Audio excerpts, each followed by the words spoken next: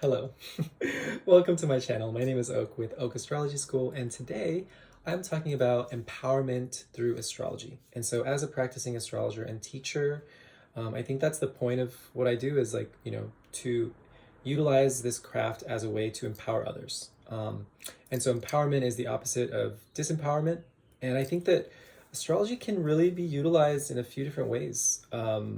Especially when we're gonna just like overly identify with certain signs as a way to give us permission to be an ass, right? Or it's like, I'm a Scorpio, so I am gonna be that way. I'm gonna be jealous or I'm gonna be vindictive. Just some really like basic minded stuff. Um, but of course, there's always more than that. Like I think that pushing ourselves to grow can be something that astrology can be utilized for as well, rather than to just accept this idea of this like kind of static version of self. And so, like, of course, there's many, many, many layers to what astrology can offer. And I think that when it comes to trauma, it's that when you start to look at your chart and you're familiar with this idea of transits, that as the sky continues to move, there are certain planetary influences that come into your life, and particularly with the outer planets that move very, very slowly. So if you can imagine throughout the entire zodiac, throughout the entire sky, Pluto will take 248 years to go around the sun, or Saturn taking 29 to 30 years to go around the sun, Neptune 164 years, right? So these outer planets have a much slower movement. And so if you can imagine that our natal chart is a reflection of the very moment of our birth, and so that those planetary alignments being frozen as our entire being. So if we can imagine a transit from, maybe Pluto to a specific point in our life, it's not all the time that we're experiencing a very stark experience of Plutonic energy, right? And so that's kind of why when we think about transits, we're going to consider them seasons.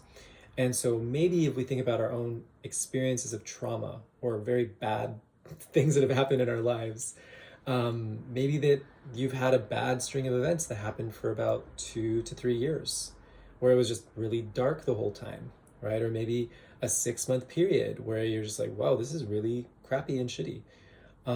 Yeah, it might have been a relationship. Yeah, it might have been, some horrible accident, but it's always going to relate to a planetary energy. That symbolism is going to be there. And so, typically when I hear stories of people, like when I was living in New York, I would just hear a bunch of people like talking about their lives, and I would just like be low key like listening in on the train. Um, and just people talking about like a period of time, like a 2 year period of time. It was just really intense and dark. I'm just like, oh, that sounds like Pluto. Right. And so, like, part of my work as an astrologer is kind of like weaving people's stories together and finding out which cycles are kind of at play.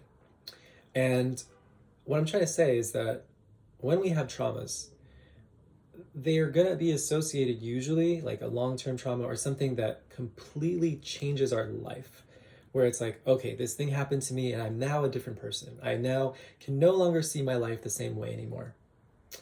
That is the same thing as the alchemization that happens when an outer planet affects something very primary to our natal chart. So, for example, Pluto doing a hard aspect to your sun, your moon, your ascendant, maybe Neptune in hard aspect to also the sun, moon, the ascendant, even Venus sometimes. Like, it really depends on the way your chart looks.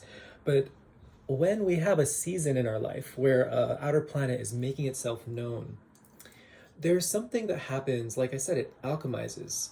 That experience of that planet is forever changed. And so trauma is, if you're familiar with any type of, spiritual teachings, trauma and horrible things that happen in your life are an initiation. And so the reason why utilizing astrology as a way to uncover trauma, as a way to understand our trauma, as a way to actually understand the experiences of our life, to kind of give it new language that we can actually dissect and understand based on a timeline, that's what it's really good for. There's something about being able to understand that the archetype of what we had experienced in a particular season of trauma, just being related to particular outer planet experience. If it's Pluto, we are really embodying the energy of just, you know, transformation is overused in all these like spiritual circles, or even just as of right now at this period of time, like transformation is a very abused word. But Pluto is the actual energy of transformation. So when it comes into your life by a very strong transit, it's like, there is the constant looming feeling that things are about to change permanently. And that is something that can be going on for like a 2 to 3 year period, and so like understanding the season that you're in can be so incredibly helpful.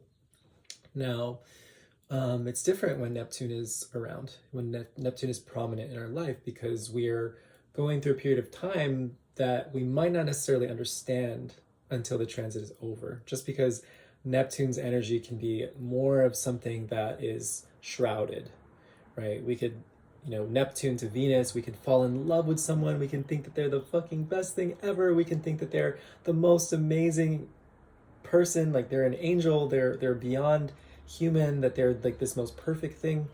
And then by the time the Neptune transit's over, we're like, whoa, I completely had the wrong idea. I was completely under some type of spell.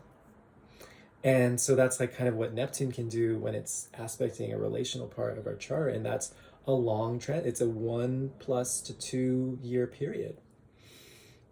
And so, other outer planets like Uranus, when Uranus is active, that's also a 2 year-ish transit. And, like whatever it's touching in the chart is experiencing the alchemy of what it means to, I guess, change would be a word, but it's like there's an awakening that happens to that particular planet.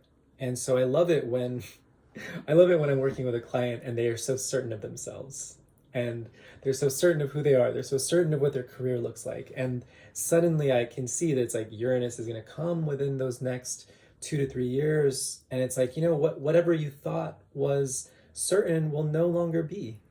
And this is the idea of the alchemization, is that when these outer planets come to particular parts of our lives, parts of our natal chart, it's that those are the moments that we are actually we will be forever changed.